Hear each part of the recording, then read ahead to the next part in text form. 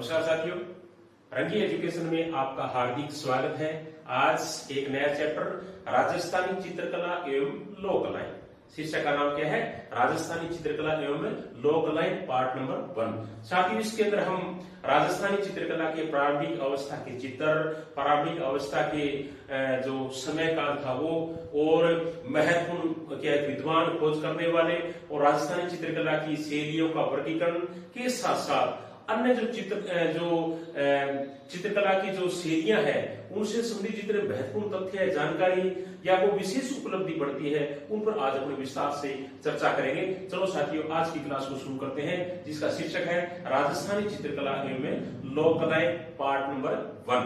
साथियों, राजस्थान एक प्राचीन प्रदेश रहा है और यहाँ मानव की शुरुआत अवस्था के अंदर ही अनेक प्रकार की गुफाओं के अंदर, शिलाओं के ऊपर या जहां उनको स्थान या जगह मिली वहां क्या है कि चित्रों को अंकुरित किया। और प्रारंभिक अवस्था के जो चित्र है राजस्थान के अंदर, उनका जो रेखांकन है वो आलनिया, कोटा के अंदर, बेराट, जयपुर के अंदर और दर भरतपुर नामक जो स्थान है वहां पर मिले। यानी शुरुआत अवस्था के जो चित्र है राजस्थान के अंदर वो मुख्यतः 3 जगह पर मिले हैं, और वो 3 जगह इस प्रकार से हैं। कौन कौन सी? कोटा के अंदर है आलनिया, जयपुर के अंदर है बेराट और भरतपुर के अंदर है दर। वहां राजस्थानी चित्रकला के प्रारंभिक अवस्था के चित्र वो पाए गए हैं। उसके बाद में साथियों क्या है कि वी.एस. वाणकर, क्या नाम है? वी.एस. वाणकर नाम करके जो विद्वान है, वी.एस. वाणकर, यानी वी.एस. वाकणकर नाम करके जो विद्वान है, वी.एस. वाकणकर,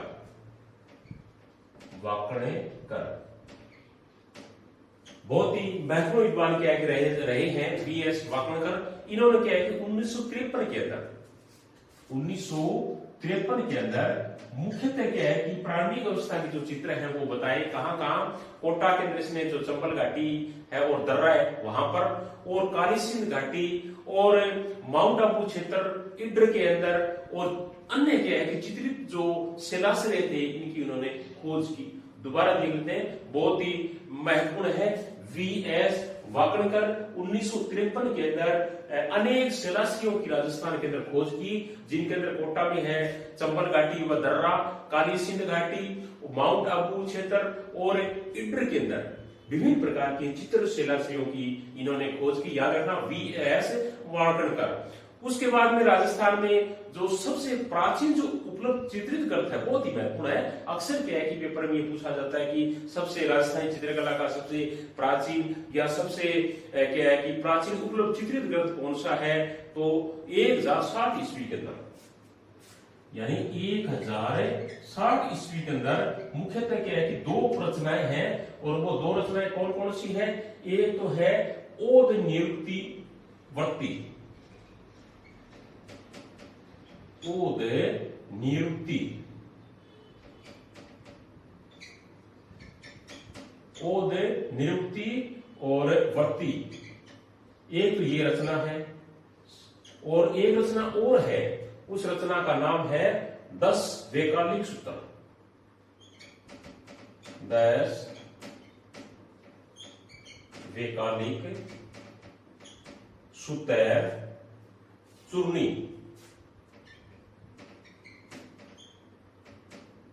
10 वैकल्पिक सूत्र चूर्णी, ये क्या है कि जो जैसलमेर का जो भंडार है वहां पर मिले। याद रखना, राजस्थान की चित्रकला के सबसे जो प्राचीन जो चित्रित ग्रंथ है वो 1060 ईस्वी के जैसलमेर का जो भंडार है, जो किले के अंदर, वहां क्या है कि ये 2 ग्रंथ है वो चित्रित ग्रंथ है वो पाए गए हैं। कौन कौन से? ओद निरुक्ति वर्ती, कौन सा? ओद निरुक्ति वर्ती, और दूसरा है 10 वैकल्पिक सूत्र चूर्णी, 10 वैकल्पिक सूत्र चूर्णी, और इनका समय काल है तो 1060 ईस्वी है, जैसलमेर भंडार के अंदर ये मिले हैं। और विशुद्ध राजस्थानी चित्रकला की हम बात करें तो विशुद्ध राजस्थानी चित्रकला का जो समय है वो 1500 ईस्वी माना जाता है। कितना? 1500 ईस्वी के आसपास, यानी 1500 ईस्वी के आसपास का जो समय है वो हम क्या है कि विशुद्ध राजस्थानी चित्रकला का समय वो ले सकते हैं। और चित्रकला की जो जन्मभूमि है बहुत महत्वपूर्ण प्रश्न बनता है कि ये जो राजस्थान की जो चित्रकला है या राजस्थानी जो चित्रकला है इसकी जो जन्मभूमि है वो है मेदपाट। क्या है? मेदपाट। मेदपाट या मेवाड़ भी इसको अपने कह सकते हैं। यानी राजस्थानी चित्रकला की जन्मभूमि, राजस्थानी चित्रकला का जन्म कहां से हुआ, तो हम कहां बताएंगे? मेदपाट के अंदर। और मेदपाट का दूसरा नाम क्या है? मेवाड़ है। तो राजस्थानी चित्रकला की जन्मभूमि मेदपाट या मेवाड़ को माना जाता है। और बहुत बढ़िया प्रश्न बनता है साथियों कि राजस्थानी चित्रकला का सबसे पहले वैज्ञानिक विभाजन किसने किया, कब किया, और किताब का नाम क्या है? 3 प्रश्न एक के अंदर है। राजस्थानी चित्रकला का सबसे पहले जो वैज्ञानिक विभाजन है वो किया था आनंद कुमार स्वामी ने। किसने किया था? आनंद कुमार स्वामी। आनंद कुमार स्वामी ने सबसे पहले क्या है कि राजस्थानी चित्रकला का वैज्ञानिक विभाजन है वो किया। कब? 1916 के अंदर। कब किया? 1916 के अंदर। और किताब का नाम है Rajput painting. Rajput painting. Rajput painting नाम करके जो किताब है इसके अंदर क्या है कि आनंद कुमार स्वामी ने राजस्थानी चित्रकला का वैज्ञानिक विभाजन किया। कब किया? 1916। बहुत महत्वपूर्ण प्रश्न है, कई बार पूछ लिया जाता है कि राजस्थानी चित्रकला का वैज्ञानिक विभाजन करने वाले विद्वान का नाम बताइए। हम क्या बताएंगे? आनंद कुमार स्वामी। और कब किया? 1916 के अंदर। बुक का नाम क्या है या किताब का नाम क्या है? राजपूत पेंटिंग नाम करके जो इन्होंने किताब लिखी थी उसके अंदर इन्होंने क्या है कि वैज्ञानिक विभाजन है वो राजस्थानी चित्रकला का किया। उसके बाद में साथियों क्या है कि 2-3 और बहुत महत्वपूर्ण प्रश्न बनते हैं। विद्वानों के मत हैं कि राजस्थानी चित्रकला की क्या क्या नाम दिए हैं, पूछ भी सकते हैं। तो अपने एक एक करके देख लेते हैं कि जैसे सबसे पहले है राजस्थानी चित्रकला। राजस्थानी चित्रकला यानी राजस्थानी चित्रकला को राजस्थानी चित्रकला कहने वाले विद्वान कौन कौन से हैं? तो इनको कहने वाले जो विद्वान है मुख्यतः वो है एक तो कुमार स्वामी,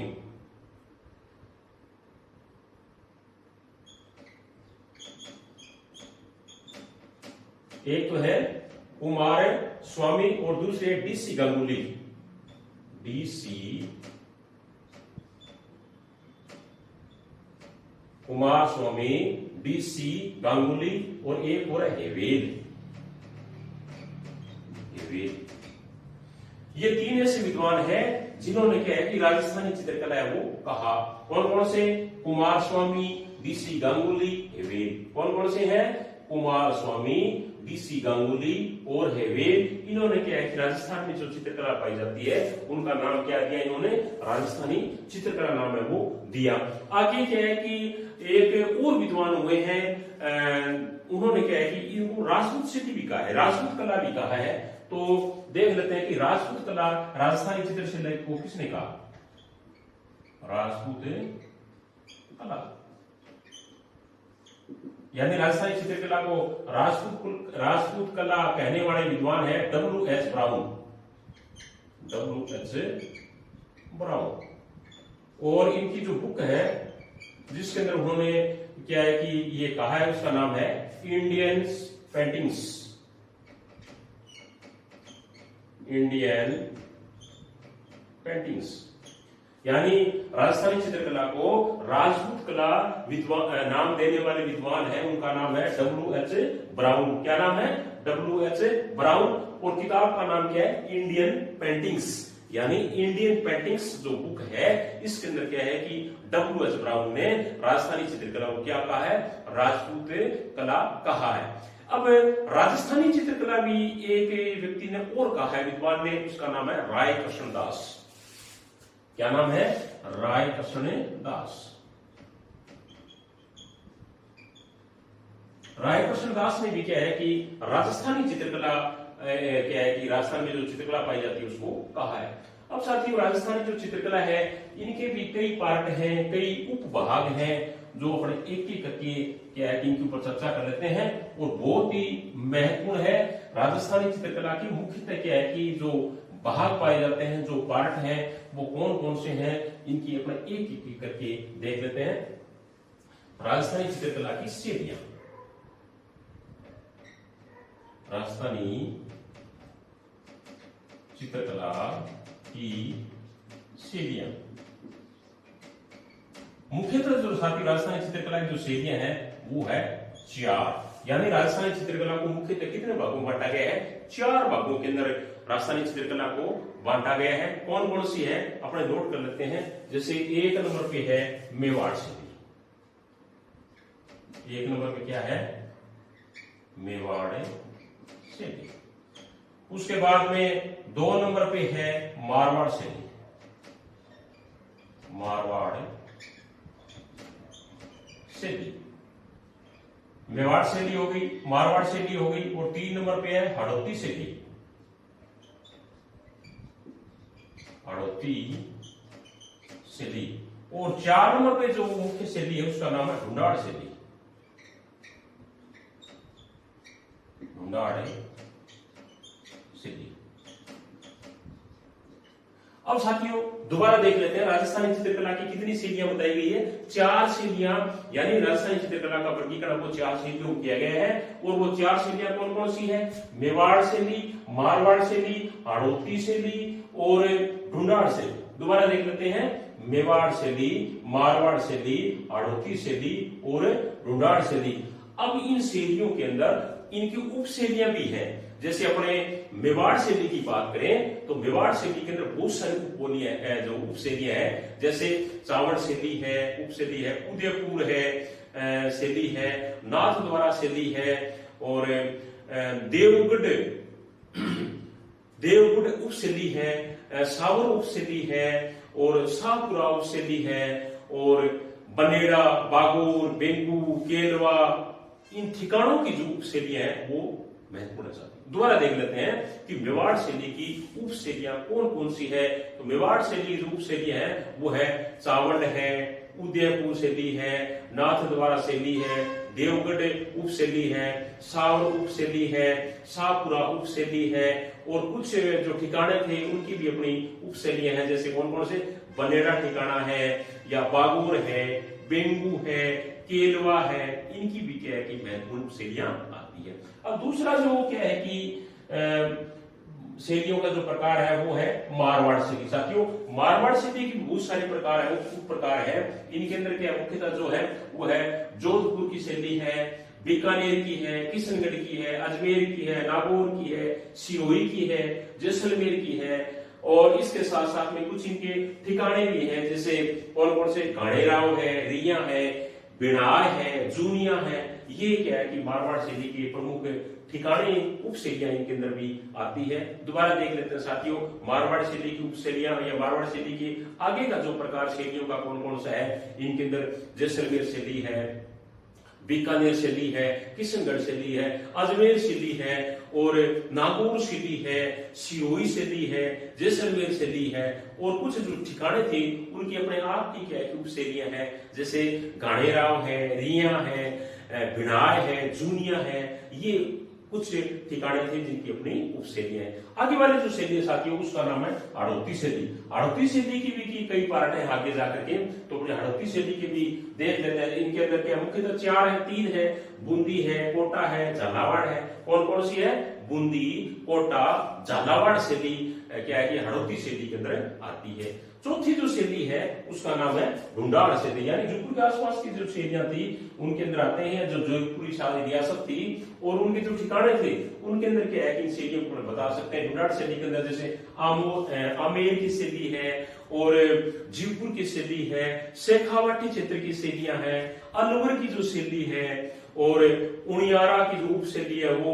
इसके साथ साथ में 4 ठिकाने भी हैं जिनकी अपनी उप शैलियां हैं, जैसे जिलाय है, इसरदा है, शाहपुरा है, सामूद है। ये ठिकाने हैं जो ढूंढाड़ शैली के अंदर ही आते हैं। दोबारा देख लेते हैं साथियों की ढूंढाड़ शैली की उप शैलियां या ढूंढाड़ शैली की आगे के पार्ट कौन कौन से हैं। तो इनके अंदर आमेर शैली, जयपुर शैली, शेखावाटी शैली, अलवर शैली और उनियारा उपशैली भी है, जिलाय, इसरदा, शाहपुरा और सामोद जो ठिकाने हैं उनकी उपशैलियां। साथियों बहुत ही महत्वपूर्ण है राजस्थान की प्रतियोगिता परीक्षाओं में एक या दो प्रश्न किया है कि जिस प्रकार से संबंधित है या विशेषता से संबंधित है या इसके प्रकार से संबंधित है या अन्य कोई जानकारी से संबंधित एक या दो प्रश्न पक्का प्रश्न आता है तो ढंग से और अच्छे तरीके से समझने की कोशिश करना, जिससे क्या है कि इनके अंदर अपने अच्छे अंक प्राप्त कर सके, इनके अंदर अपने मारे न खा सके। अब साथियों अपने क्या है कि जो मेवाड़ शैली है और मेवाड़ शैली के जो उपभाग हैं उनके अंदर अपने क्या है कि एक एक करके देख लेते हैं। जैसे मेवाड़ शैली के अंदर जो मुख्यतः क्या क्या आता है और ये इनके अंदर क्या क्यों ये प्रसिद्ध है, क्या इसके अंदर कोई खास विशेषता है, वो अपने क्या है कि एक एक करके मेवाड़ शैली के बारे में और इनकी जो उप शैलियां हैं उनके बारे में भी अपने देख लेते हैं। मेवाड़ शैली का जो प्रथम चित्र है वो 1260 ईस्वी के अंदर 1260 ईस्वी के अंदर एक बहुत ही महत्वपूर्ण चित्र बना था साथियों, उसका नाम है श्रावक प्रति कर्मण, श्रावक प्रति कर्मण सूत्र चूर्णी, सूत्र चूर्णी, श्रावक प्रति कर्मण सूत्र चूर्णी नामक जो ग्रंथ है वो बहुत ही महत्वपूर्ण है, जो कि महाराणा तेज सिंह के समय में बनाया गया। बहुत ही महत्वपूर्ण साथियों कि मेवाड़ शैली का सबसे प्रथम चित्र किसे माना जाता है, तो 1260 ईस्वी के अंदर जो उस वक्त मेवाड़ के जो महाराणा थे तेज सिंह, उनके शासनकाल के अंदर जो चित्र है वो चित्रित किया गया, ग्रंथ है वो चित्रित किया गया, उसका नाम है श्रावक प्रति कर्मण सूत्र चूर्णी। क्या नाम है? श्रावक प्रति कर्मण सूत्र चूर्णी, श्रावक प्रति कर्मण सूत्र चूर्णी 1260 ईस्वी के अंदर महाराजा या महाराणा तेज सिंह के समय में एक ग्रंथ है वो क्या चित्रित किया गया, जिसे प्रथम चित्र वो मेवाड़ शैली का माना जाता है। उसके बाद में साथी दो विद्वान है, एक डगलस और बेरेट, डगलस बेरेट और बेसिल। डगलस है बेरेट और दूसरे हैं बेरिट। डगलस बेरेट और बेरिट नाम करके डगलस बेरेट और बेसिल नाम करके जो विद्वान हुए हैं दो, इन्होंने क्या है कि चोर पंचासी का शैली, एक शैली है चोर पंचासी का शैली, इसका जो उद्गम है वो क्या है कि मेवाड़ शैली से बना है, यानी मेवाड़ शैली से चोर पंचासी का शैली का उद्गम यानी जन्म मानने वाले दो विद्वान कौन कौन से हैं? डगलस बेरेट व बेरी, डगलस बेरेट व बेरी। और साथियों मेवाड़ शैली का स्वर्णिम यानी गोल्डन एज, गोल्डन जो एज मेवाड़ शैली का या स्वर्णकाल या स्वर्ण युग या स्वर्णिम क्षण जिसे अपने कह सकते हैं, वो था महाराणा कुंभा का काल। यानी मेवाड़ शैली का जो गोल्डन एज है वो किसे माना जाता है? महाराणा कुंभा का काल माना जाता है। महाराणा कुंभा के शासनकाल के अंदर अनेक प्रकार के चित्र, महत्वपूर्ण चित्र, श्रृंखलाएं, ग्रंथ उनकी रचना की गई। तो मेवाड़ शैली का स्वर्णकाल या गोल्डन एज किसे अपने कह सकते हैं? महाराणा कुंभा के शासनकाल को कह सकते हैं। और महाराणा उदय सिंह के समय में साथियों एक चित्र है वो क्या है कि बनाया गया, महाराणा उदय सिंह के समय में एक महत्वपूर्ण चित्र है, उसका क्या है कि बनाया गया, उसका नाम है परिजात अवतरण, परिजात अवतरण। और चित्रकार का नाम है, बहुत ही महत्वपूर्ण चित्रकार रहे हैं, चित्रकार का नाम है नानाराम। कई बार प्रश्न पूछ सकते हैं कि नानाराम चित्रकार किस महाराणा के शासनकाल में थे, तो हम क्या बताएंगे? महाराणा उदय सिंह के शासनकाल में। या महाराणा उदय सिंह के शासनकाल के प्रसिद्ध चित्रकार का नाम बताइए, तो हम क्या बताएंगे? नानाराम। क्या नाम बताएंगे? नानाराम। और उसके जो चित्रित जो चित्र है उसका नाम है परिजात अवतरण। क्या नाम है? परिजात अवतरण। और साथ ही उसके बाद में आप सभी को पता है कि मेवाड़ शैली का एक बहुत ही महत्वपूर्ण चित्र है, उसका नाम है ढोला मारू। क्या नाम है? ढोला मारू। और ये ढोला मारू जो चित्र है, ये जो दिल्ली का, नई दिल्ली के अंदर जो राष्ट्रीय संग्रहालय है, उसके अंदर साथियों क्या है कि संग्रहित किया गया है या रखा गया है। ढोलामालू चित्र वो कहाँ रखा गया है? ढोलामालू चित्र है वो राष्ट्रीय संग्रहालय दिल्ली के अंदर रखा गया है। इसी शैली के अंदर एक शैली और आती है, उसका नाम है उदयपुर शैली। क्या नाम है? उदयपुर शैली।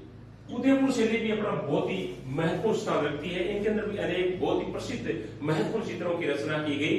तो इन उदयपुर शैली का जो महत्वपूर्ण या जो प्रमुख ग्रंथ है वो माना जाता है रागमाला। क्या माना जाता है? रागमाला। प्रमुख ग्रंथ का नाम क्या है? रागमाला। और ये 1605 ईस्वी के अंदर चित्रित किया गया। और उस वक्त जो महाराणा थे मेवाड़ के, उनका नाम है महाराणा अमर सिंह प्रथम। यानी रागमाला जो उदयपुर शैली का महत्वपूर्ण जो चित्रित ग्रंथ है वो 1605 ईस्वी के अंदर आया। और उस वक्त क्या है, मेवाड़ के महाराणा कौन थे? महाराणा अमर सिंह प्रथम के समय के अंदर ये चित्र है वो जो ग्रंथ है वो सामने आया। और चित्रकार बहुत महत्वपूर्ण, उसका नाम है निसारदीन। यानी ये जो रागमाला चित्र जो बनाया गया उसको बनाने वाले जो चित्रकार है उसका नाम क्या है? निसारदीन। कई बार पूछ लिया जाता है कि महाराणा अमर सिंह के शासनकाल के प्रसिद्ध चित्रकार का नाम बताइए, तो हम क्या बताएंगे? निसारदीन। या निसारदीन नाम करके जो चित्रकार था वो किस महाराणा के शासनकाल में था? तो वो था महाराणा अमर सिंह के अंदर, अमर सिंह के शासनकाल के अंदर। या रागमाला जो चित्रित ग्रंथ है वो क्या है कि किसने चित्रित किया, किसने बनाया? तो वो है निसारदीन ने। कब? 1605 ईस्वी के अंदर। कब? 1605 ईस्वी के अंदर। और मेवाड़ की जो लघु चित्र शैली है, यानी मेवाड़ की जो लघु चित्र शैली है उसका जो स्वर्णकाल है वो माना जाता साथियों महाराणा जगत सिंह प्रथम का काल। किसका माना जाता है? महाराणा जगत सिंह फर्स्ट का जो काल था वो उसका गोल्डन एज या स्वर्णकाल है वो माना जाता है। और महाराणा जगत सिंह के समय में दो चित्रकार बहुत ही महत्वपूर्ण थे। अक्सर क्या है कि प्रतियोगिता परीक्षा में पूछा जाता है कि ये चित्रकार किस महाराणा के समय में थे? तो हम देख लेते हैं कि महाराणा जगत सिंह के समय के प्रसिद्ध चित्रकार, महाराणा जगत सिंह के समय में दो जो प्रसिद्ध चित्रकार हैं उनमें एक एक करके दें। एक तो है साहबदीन। क्या नाम है? साहबदीन। और दूसरा जो चित्रकार है उसका नाम है मनोहर। साहबदीन और मनोहर दोनों बहुत ही महत्वपूर्ण क्या है कि उदयपुर शैली के चित्रकार हैं। कौन कौन से हैं? साहबदीन और मनोहर। क्या नाम है? साहबदीन और मनोहर। और किस महाराणा के शासनकाल में थे ये? जगत सिंह प्रथम के शासनकाल में ये थे। इन्होंने क्या है कि महाराणा जो जगत सिंह थे उनके शासनकाल के अंदर एक चित्रशाला का निर्माण किया गया। और उस चित्रशाला का नाम क्या था? चित्रों की ओवरी। क्या नाम था? चित्रों की ओवरी। और किस महाराणा के शासनकाल में? महाराणा जगत सिंह के शासनकाल में। और इनको तस्वीरारों कारखानों भी कहा जाता है। क्या कहा जाता है? तस्वीरारों कारखानों भी इसका नाम है वो दिया सकता है। और महाराणा संग्राम सिंह जो द्वितीय हुए थे तो उनके शासनकाल के भी प्रमुख चित्र है वो इस प्रकार से थे, जैसे गीत गोविंद है, मुल्ला दो प्याला के लतीफा है, या क्या है कि कलीला दमना के जो चित्र हैं वो भी क्या है उनके शासनकाल के अंदर बनाए गए। और अब साथियों बहुत ही महत्वपूर्ण प्रश्न ये आता है कि मेवाड़ चित्रकला थी उसकी प्रमुख विशेषता क्या है? मेवाड़ चित्रकला की प्रमुख विशेषता है प्रकृति का संतुलित चित्रण। क्या है? प्रकृति का संतुलित चित्रण। बहुत ही महत्वपूर्ण प्रश्न है साथियों कि जो मेवाड़ चित्रकला थी उसकी प्रमुख विशेषता क्या है? उसकी प्रमुख विशेषता हम क्या बताएंगे? प्रकृति का संतुलित चित्रण। क्या है? प्रकृति का संतुलित चित्रण। अब आगे वाली जो शैली है वो भी बहुत ही महत्वपूर्ण शैलियों की तरफ अपना स्थान रखती है। और इनसे संबंधित प्रश्न क्या है कि कई बार राजस्थान की प्रतियोगिता परीक्षा में पूछ लिया जाता है। तो उस शैली का नाम है नाथद्वारा शैली। क्या नाम है? नाथद्वारा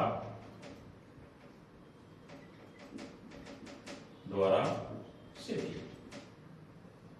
नाथद्वारा शैली भी बहुत ही महत्वपूर्ण है साथियों। नाथद्वारा जो शैली है वो उदयपुर शैली, यानी उदयपुर शैली प्लस ब्रज उदयपुर शैली में जो बल शैली थी उनका मिला जुला रूप है, यानी उदयपुर शैली को और बल शैली को जब मिलाया जाता है तो उसका मिला जुला रूप वो क्या कहलाता है, वो नाथ द्वारा शैली कहलाता है। साथियों, नाथ द्वारा एक बहुत ही जो नाथ द्वारा जो स्थान है बहुत ही महत्वपूर्ण स्थान है। यहाँ पुष्टि मार्ग संप्रदाय की प्रमुख पीठ है। पुष्टि मार्ग संप्रदाय की प्रमुख पीठ कहाँ है, नाथ द्वारा के अंदर। और नाथ द्वारा जो शैली है इसकी सबसे महत्वपूर्ण जो विशेषता है वो है पिछवाइयां। कई बार पेपर में आ जाता है साथियों कि पिछवाइयां किन की प्रसिद्ध है, तो वो है नाथ द्वारा शैली की। पिछवाइयां कहाँ की प्रसिद्ध है, किस शैली की प्रसिद्ध है, तो पिछवाइयां है वो नाथ द्वारा शैली की प्रसिद्ध है। और इसी नाथ द्वारा शैली की दो महत्वपूर्ण महिला चित्रकार भी रही है। महिला चित्रकार नाथ द्वारा शैली की कौन कौन सी महिला चित्रकार, दो है साथियों महिला चित्रकार, दोनों के दोनों महत्वपूर्ण है। एक है कमला और दूसरी है इलायची। ये जो चित्रकार है ये बहुत ही महत्वपूर्ण है। चित्रकार हुए, शासक हुए और या चित्रित जो ग्रंथ है वो भी हुए। तो नाथ द्वारा शैली के दो महत्वपूर्ण महिला चित्रकारों का नाम बताइए, तो अपने क्या बताएंगे, एक है कमला और दूसरी है इलायची। इनके साथ साथ में कुछ पुरुष जो चित्रकार थे वो भी हुए हैं। तो अपने पुरुष चित्रकार भी नाथ द्वारा शैली के देख लेते हैं कि पुरुष जो चित्रकार हैं वो कौन कौन से हैं। तो पुरुष चित्रकार अपने देखो एक एक करके कौन कौन से इसके अंदर इसमें आते हैं। जैसे बाबा रामचंद्र है,